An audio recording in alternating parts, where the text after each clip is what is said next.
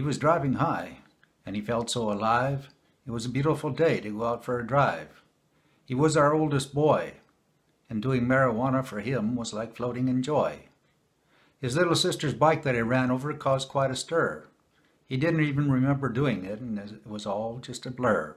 His mom and I would yell at him as he sat on his chair, but he knew we still loved him, so he didn't care. He was driving high. He was feeling wild and free. He couldn't understand why those people were so mean. That dog he ran over was old and gray. They could buy a new puppy to keep them happy and gay. He was driving high. He was feeling good like he knew he would. Paying attention is something he would do if he could. That red light he drove through got people excited, and he said if he got a ticket, he'd just have to fight it.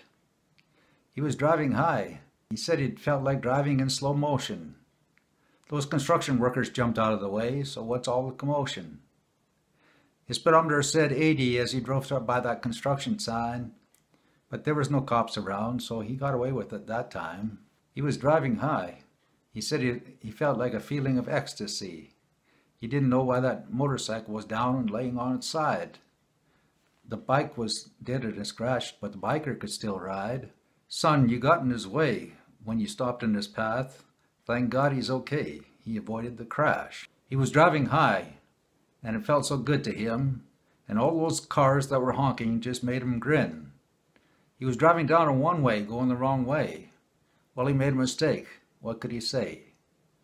He wasn't stupid, he just didn't notice the sign. He got out of the way in just a short time.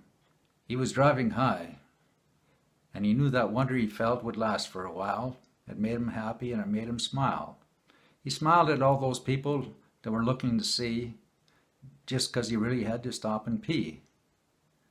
It was just an old sign he was holding on to. His zipper was stuck, and so he'd pull up his pants when he was through. It wasn't a big thrill, there was nothing to see. That freeway sign was just holding him up, so he didn't fall on his knees. He was driving high and feeling no pain. He reached for a cigarette and swerved in the wrong lane. That car he hit head on caused him to gasp, because as he leaned forward, his foot hit the gas. Now the other driver is pinned and can't get out of the car. The door won't open and he didn't have a bar. And it's on fire, and there's nothing to put out the flame.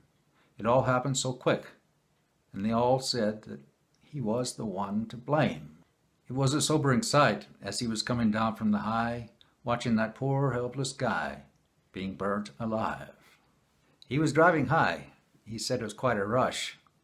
He didn't think it was so bad, so what's all the fuss? So he had a few mishaps and wound up in jail. Now we have to mortgage the house to put up his bail. It's a manslaughter charge.